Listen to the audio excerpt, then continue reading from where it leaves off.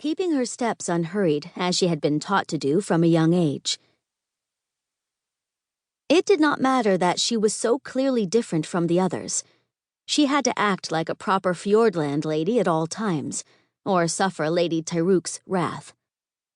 As she shut the door to the still room behind her, the magic turned in on Tariel, punishing her for refusing to release it.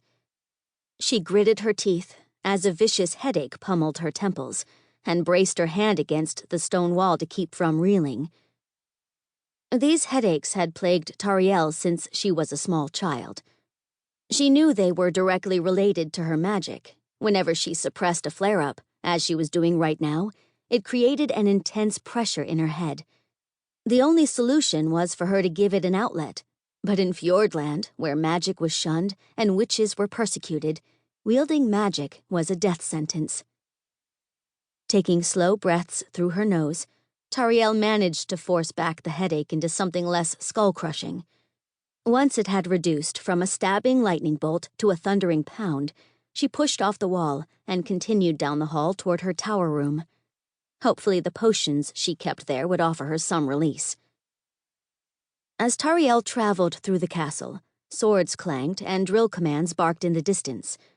Her heart quickened, and with the pain now receding a bit, she detoured by the courtyard, where the knights and squires trained.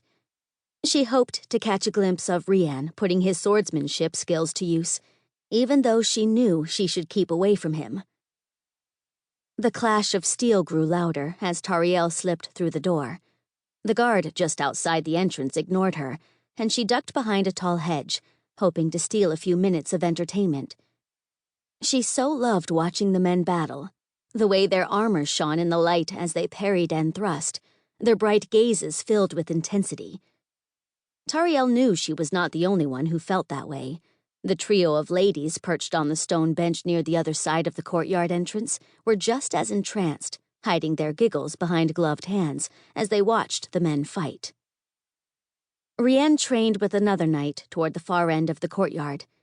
His helmet obscured his face, but Tariel would have known him anywhere, even though so many of the knights looked the same.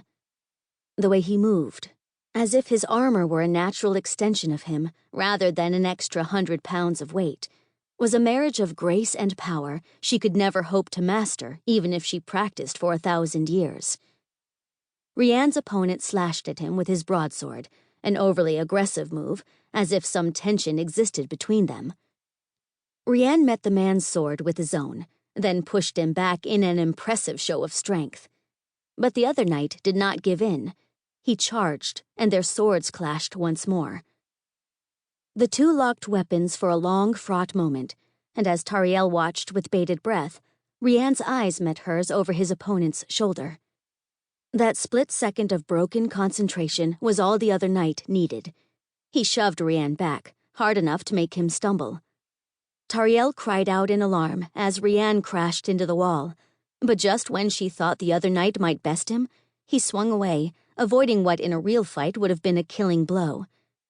The other knight's sword hit the wall, and the sound of steel screeching across stone sent shivers racing down Tariel's spine. Hands clasped as she watched as Rian swung his sword in a wide arc, the blade headed straight for the man's exposed side.